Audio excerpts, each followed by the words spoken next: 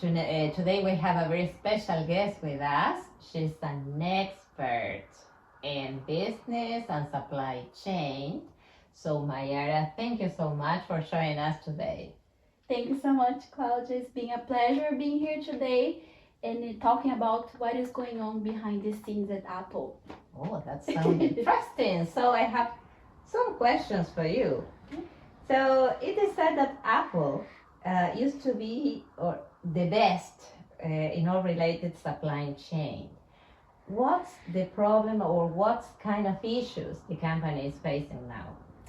Well, it worked really well before. They had a really good and efficient supply chain using just-in-time method with low inventory and just a key few suppliers. But this lean system is risky for Apple now because the world changed.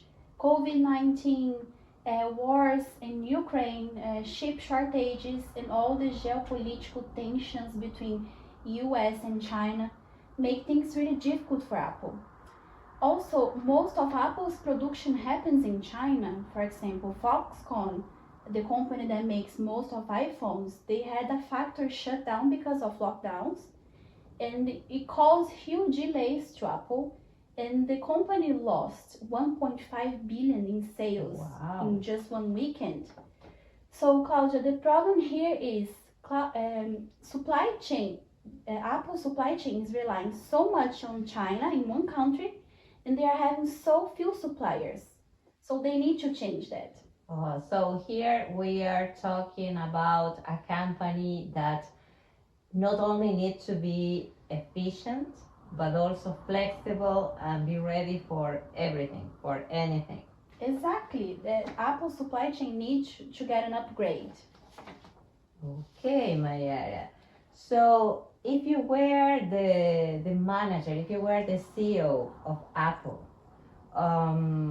what kind of changes would you apply to this supply chain in order to improve it? Oh, I will jump into action fast. There is no time to wait when iPhones are stuck on the other side of the world, right? So here's my 3-step recommendations for Apple. So step 1, spread out the risk. Apple depends so much on China. I would nearshore and moving production closer to US, countries closer to US like Mexico or Canada, where shipping is faster and cheaper for them. Mm-hmm. Or another option would be friendshoring. That means choosing US allies like India or Vietnam, more politically stable countries, and they won't shut down their supply chain overnight.